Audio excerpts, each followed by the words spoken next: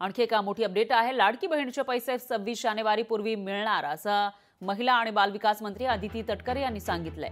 जानेवारी महिन्यामध्ये लाडक्या बहिणींना 1500 रुपयेच मिळणार असल्याचंही त्यांनी सांगितलेलं आहे। तर अर्थसंकल्पानंतर 2100 रुपये देण्याचा विचार असल्याचंही तटकरे यांनी सांगितलेलं आहे। या महिन्याचे लाडक्या बहिणींचे 1500 रुपये जी रक्कम आहे ती कधी येणार याविषयी सवाल उपस्थित होत असतानाच महिला आणि बालविकास मंत्री अदिती तटकरे यांनी याविषयीची तारीख सांगितलेली आहे।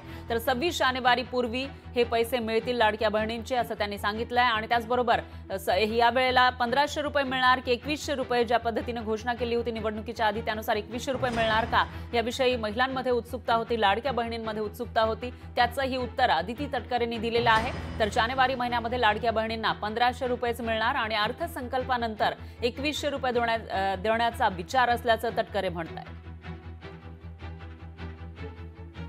या महिन्याचा जानेवारी महिन्याचा म्हणजे नवीन वर्षाचा पहिला जो लाभ आहे डीबीटी आहे ते 26 जानेवारीच्या आत त्याची सुरुवात ही आम्ही करत आहोत। आणि त्या संदर्भातलं जे आर्थिक नियोजन आहे ते सुद्धा अर्थ विभागाकडून आम्हाला महिला व बालविकास विभागाला प्राप्त झालेला आहे।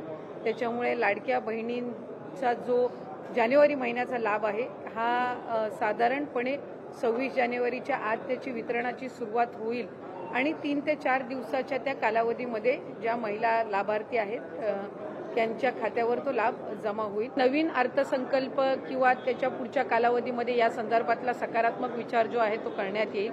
त्याच्यामुळे सध्याच्या या महिन्याच्या याच्यामध्ये 1500चा लाभ जो चालू आहे तो आपण त्यांच्या खात्यामध्ये वितरित करत आहोत।